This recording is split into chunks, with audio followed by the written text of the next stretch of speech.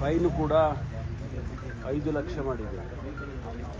ಅದು ಸ್ವಲ್ಪ ಕಾನೂನಿನ ಬಿಸಿ ತಟ್ಟಬೇಕಲ್ಲ.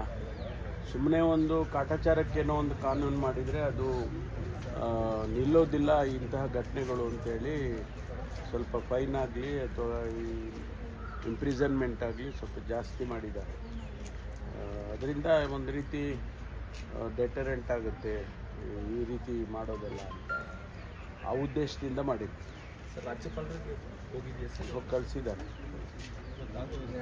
ಗೊತ್ತಿಲ್ಲ, ಅವರೇನೋ ಊರಲ್ಲಿಲ್ಲ, ಇವತ್ತು ಬರ್ತಾರೆ ಅಂತ ಹೇಳಿದ್ರು. ಇಲ್ಲ, ಅದಕ್ಕೆ ಸ್ವಲ್ಪ ತಡ ಆಗಿತ್ತು.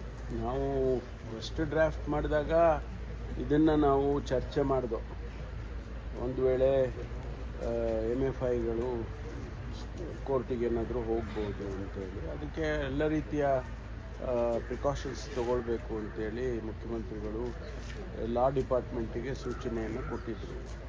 ಅದಕ್ಕೆ 1-2 ದಿವಸ ತಡ ಆಗಿದೆ. ಈಗ ಅದೆಲ್ಲವನ್ನು ಕೂಡ ಗಮನದಲ್ಲಿಟ್ಕೊಂಡೇ ಈಗ ಡ್ರಾಫ್ಟ್ ಬಂದಿರ್ತದೆ. ಸರ್ಕಾರಕ್ಕೆ ಹಿನ್ನಡೆ ಆಗೋಲ್ಲ ಅಂತ ಅಂದ್ಕೊಂಡಿದ್ದೇವೆ ನಾವು. ಸರ್.